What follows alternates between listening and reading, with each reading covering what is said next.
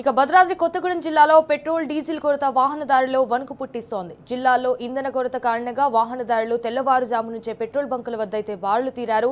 భద్రాచలం, ఇల్లందు, మనుగూరు, అశ్వరావుపురం, పీనపాక మండలాల్లో పెట్రోల్ కొరత చాలా ఎక్కువగా ఉంది. బంకుల ముందు డ్రమ్ములు, క్యాన్లతో కిలోమీటర్ల మేర క్యూ లైన్ కట్టారు వాహనదారుల మధ్య అయితే గొడవలు జరుగుతుండటంతో పోలీసులు దగ్గరుండి మరి పెట్రోల్ పోయిస్తున్నారు.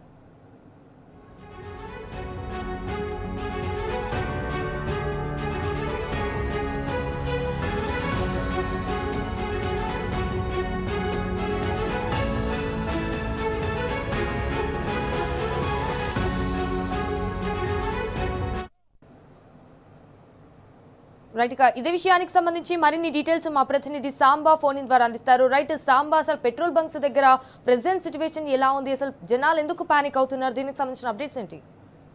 ఉమ్మడి ఖమ్మం జిల్లాలో ఉన్నటువంటి పెట్రోల్ బంకులన్నింటిలో కూడా యుద్ధ వాతావరణం కనిపిస్తుంది. ఎక్కడ చూసినా గానీ వందల కొద్ది టూ వీలర్లు, పదులు 20ల సంఖ్యలో కార్లు క్యూలో నిలబడాల్సిన దుస్థితి ఏర్పడింది. గత 4-5 రోజులుగా ఇదే సమస్య ఉత్పన్నమవుతా ఉంది. దీనికి కారణం అనేటువంటిది చూసినట్లయితే కనుక ప్రభుత్వం చెప్తున్నది కొరత లేదని చెప్తున్నది, కానీ వాస్తవ రూపంలో మటుకు విపరీతమైనటువంటి షార్టేజ్ ఉంది. డీజిల్ కావచ్చు, పెట్రోల్ కావచ్చు, సప్లైలో విపరీతమైనటువంటి షార్టేజ్ ఉండటంతో నో స్టాక్ బోర్డులు పెట్టి కొన్ని బంకులు చేతులు దొరుకుతున్నాయి. మరికొన్ని బంకుల్లో మాత్రం కొంత అక్కడక్కడ పెట్రోల్ దొరుకుతుంది కానీ డీజిల్ దొరకట్లేదు. అనేక రంగాల మీద ఇది తీవ్రమైనటువంటి ప్రభావం చూపుతుంది.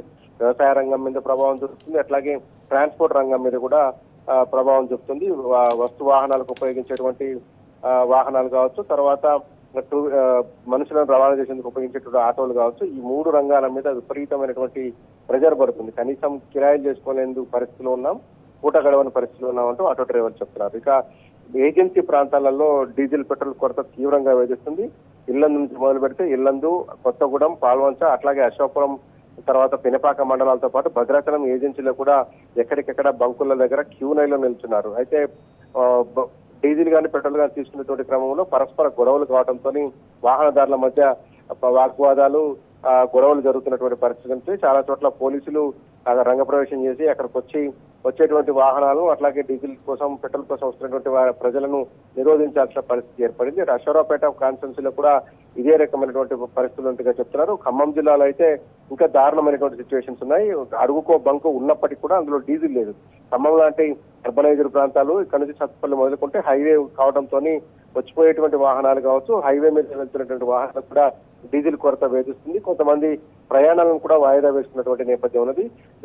డీజిల్ దొరకట్లేదు కాబట్టి కుటుంబ సమేతంగా వేసుకున్నటువంటి ప్రయాణాలను కూడా వారంతా వాయిదా వేసుకుంటున్నారు. అత్యవసర వెహికల్స్, అంబులెన్స్ లాంటి వాటికి కూడా చాలా ఇబ్బందులు ఎదురవుతున్నాయంటే వివిధ హాస్పిటల్కి సంబంధించినటువంటి యాజమాన్యాలు కూడా చెప్తా ఉన్నాయి. ప్రభుత్వం మట్టుకు బంకుల్లో డీజిల్ ఉంది, సరిపడా డీజిల్ సప్లై చేస్తున్నాం, కొరత లేదు అని చెప్తున్నారు. వాస్తవ రూపంలో గత 4 రోజులుగా ఉమ్మడి ఖమ్మం జిల్లా వ్యాప్తంగా ప్రజలందరూ కూడా బంకుల దగ్గరే ఉంటున్నారు. ఉదయాన్నే వస్తున్నారు. అట్లాగే ఎర్రటెండలో కూడా మధ్యాహ్నం ఎవరు ఉండరనేటువంటి ఒక ఆలోచనతో వస్తే మధ్యాహ్నం కూడా పూర్తి స్థాయిలో జనం నిలబడి ఉంటున్నారు. అట్లా రాత్రి 1 గంట 2 గంటల వరకు కూడా ఇదే పరిస్థితి కొనసాగుతుంది. ఇంకా ఖమ్మంలో ఒక విచిత్రమైన పరిస్థితి ఏర్పడింది.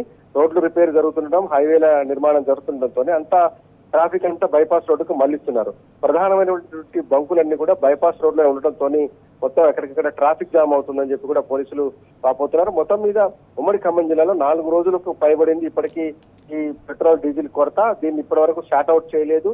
పంపుతున్నాం, రేపు అయిపోతుంది, మాపు అయిపోతుంది, సోమవారానికి మొత్తం సెట్ అవుతుందని చెప్పారు. ఇవాళ మంగళవారం, ఇవాటి వరకు కూడా పరిస్థితులు అయితే చక్కబడలేదు. కానీ ఇప్పటికి కూడా ఇంకా డీజిల్ కొరత ఉందని చెప్పడంతో ప్యానిక్ అయిపోతున్నటువంటి ప్రజలు డ్రమ్ముల్లో, టిన్నుల్లో తమకు అవకాశం ఉన్నటువంటి ప్లాస్టిక్ బాటిల్స్ లో కూడా డీజిల్, పెట్రోల్ను కొట్టి భద్రపరుచుకునేటువంటి కార్యక్రమాన్ని చేస్తా ఉన్నారు. దీంతో ఇంకొంత షార్టేజ్ ఏర్పడేటువంటి అవకాశం కనపడతా ఉంది. ట్రాక్టర్లు, అట్లాగే ఇతర వాహనాలు, వ్యవసాయానికి సంబంధించినటువంటి వాహనాలలో తక్కువ మొత్తంలో డీజిల్ పడుతుంది కాబట్టి 2-3 రోజులు పనిచేయాలంటే 50 లీటర్లు, 100 లీటర్ల డీజిల్ క్యాన్లు, టిన్లలో నింపుకొని రైతులు తీసుకెళ్తున్నటువంటి పరిస్థితి కనిపించింది.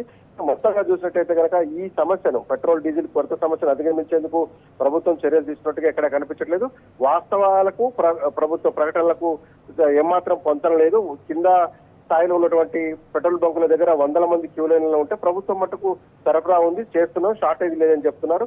దీనికి కారణాలు అన్వేషించినప్పుడు 3 రకాలైనటువంటి కారణాలు చెప్తున్నారు. ఒకటి, అంతర్జాతీయ డిమాండ్ సరిపడినటువంటి దాంతో రేట్లు పెంచాలని చెప్తున్నారు. ప్రభుత్వం పెంచడానికి ఎన్నికలు ఉన్నటువంటి నేపథ్యంలో ఎన్నికలు ముగిసే వరకు పెంచొద్దని చెప్పింది కేంద్ర ప్రభుత్వం. అందువల్లనే ఈ సమస్య వచ్చిందని చెప్పి ఒక వాదన వినిపిస్తుంది. రెండో వాదన ఏంటంటే రేషనలైజేషన్ విధానాన్ని అమలు చేస్తున్నారు. సాధ్యమైనంత వరకు డీజిల్ పెట్రోల్ సరఫరాను తగ్గించడం ద్వారా కొంత నష్టాలను నివారించుకునేటువంటి ప్రయత్నం ఆయిల్ కంపెనీలు చేసినట్టుగా చెప్తున్నారు. ఇక మూడవది క్రెడిట్ పాలసీలో మార్పు చేర్పులు చేశారు. యుద్ధం మొదలైన దగ్గర నుంచి కూడా బ్యాంకులకు సరఫరా చేసేటువంటి డీజిల్ ను ఇంతకుముందు క్రెడిట్ పాలసీ ప్రకారం కొంత అప్పుగా సరఫరా చేసేవారు. 2 వారాల సమయం పెట్టి ఆ డబ్బులు తిరిగి చెల్లించే విధంగా సప్లై ఉండేది. కానీ ఇప్పుడు ఎప్పుడైతే ఇరాన్, అమెరికా, ఇజ్రాయెల్ యుద్ధం మొదలైందో అప్పటి నుంచి ఈ క్రెడిట్ పాలసీ విధానాన్ని ఎత్తేశారు. పూర్తి స్థాయిలో డబ్బులు కట్టిన బంకులకు మాత్రమే డీజిల్ పంపుతున్నారు. సో రొటేషన్ విధానంలో డబ్బులు అడ్జస్ట్ చేసుకున్నాం కాస్త వెనక ముందున్నటువంటి బంకులకు పూర్తి స్థాయిలో పెట్రోల్ డీజిల్ సరఫరా నిలిచిపోయింది. సో ఈ 3 ప్రధానమైనటువంటి కారణాల వల్ల కూడా తీవ్రమైనటువంటి కొరత ఏర్పడింది. ఒక తెలంగాణలోని కాదు, ఆంధ్రప్రదేశ్ రాష్ట్రంలో కూడా ఇదే పరిస్థితి కనపడుతుంది. ముఖ్యంగా ఆంధ్ర, తెలంగాణను కలిపేటువంటి ఖమ్మం జిల్లా సరిహద్దు ప్రాంతాలలో అక్కడి నుంచి వచ్చి కూడా ఖమ్మం జిల్లా సరిహద్దుల్లో ఉన్నటువంటి బంకుల దగ్గర క్యూ కడుతున్నటువంటి పరిస్థితులు కూడా అక్కడ కనిపించాయి. మొత్తంగా పెట్రోల్ బంకులు యుద్ధ వాతావరణం తలపిస్తున్నాయి. ప్రభుత్వం తక్షణం స్పందించి ఈ కొరతను నివారించే విధంగా చర్యలు చేపట్టకపోవడం మటుకు దీని తీవ్రత మరింత పెరిగేటువంటి అవకాశం కనిపిస్తుంది. Sanjana. Okay, all right Samba, thank you for the updates.